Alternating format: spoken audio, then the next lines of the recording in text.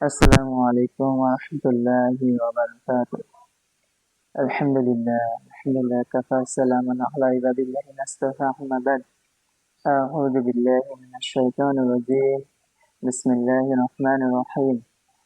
সমস্ত প্রশংসা সে রব্বুল আলামিনের প্রতি, যে রব্বুল আলামিন আমাদেরকে কোরআন এবং হাদিস থেকে কিছু কথা শোনার এবং বুঝার প্রতিদান করেছে।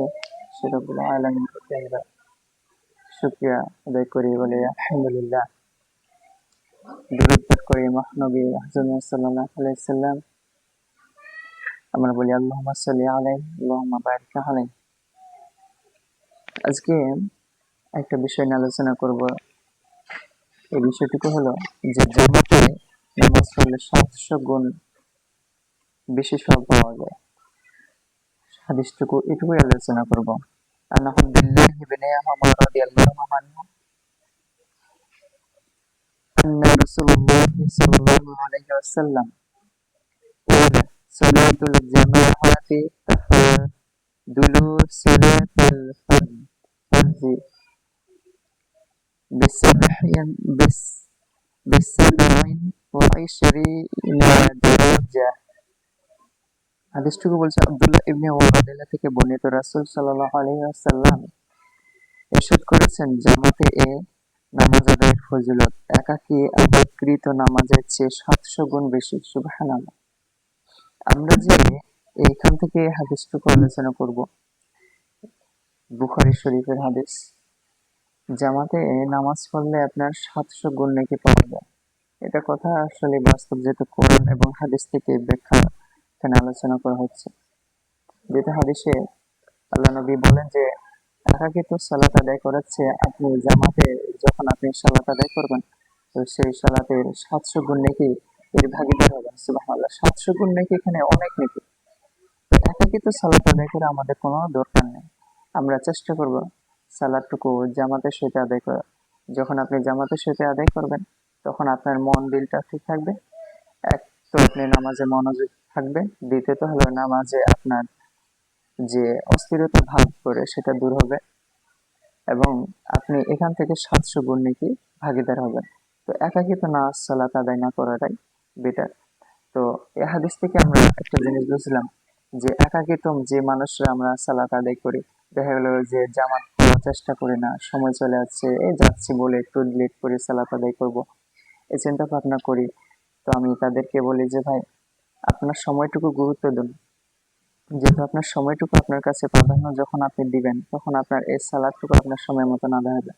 আপনি যখন জামাতে পার ডে আপনি 5 ওয়াক্ত সালাতে যখন আপনি 5 ওয়াক্ত জামাতে আদায় করবেন, তখন আপনি একজন মুত্তাকিন হতে পারবেন, মুমিন হতে পারবেন।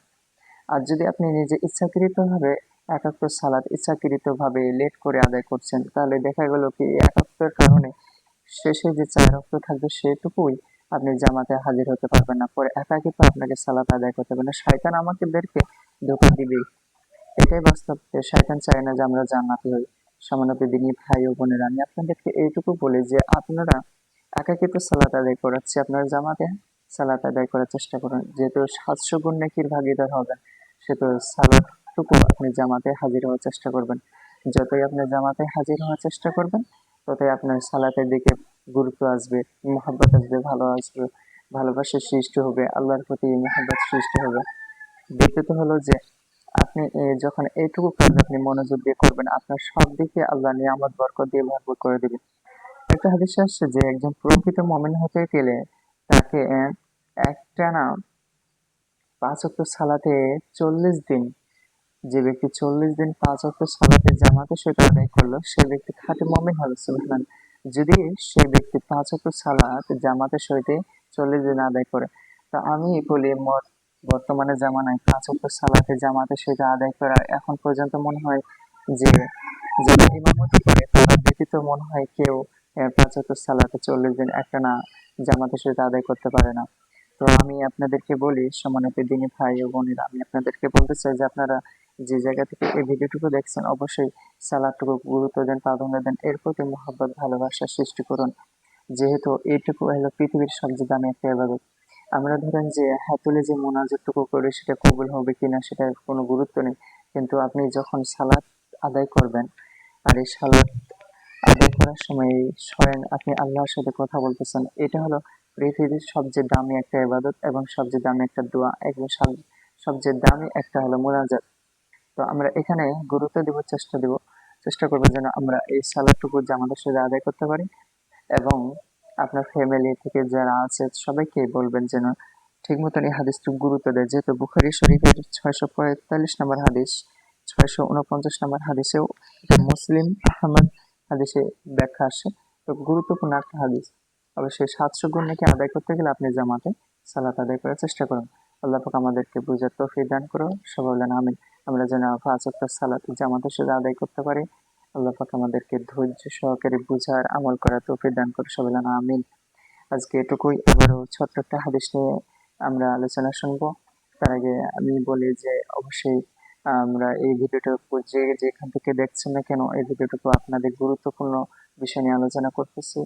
আমাদের জীবনের দৈনিক সমস্যা সমাধানের বিষয়টুকু নিয়ে আলোচনা করতেছি। আমরা এটুকু প্রাধান্য দেব। আমরা এই চ্যানেলটুকু যেখান থেকে দেখবো না কেন অবশ্যই চ্যানেলটুকু সাবস্ক্রাইব করবো আর লাইক করবো। আল্লাহ পাক আমাদেরকে সম্পূর্ণ বিষয়টুকু বুঝার তৌফিক দান করুক। সবাই বলেন আমিন। সুবহানাকাল্লাহুম্মা ওয়া বিহামদিকা আশহাদু আল্লা ইলাহা ইল্লা আনতা আস্তাগফিরুকা ওয়া আতুবু ইলাইক।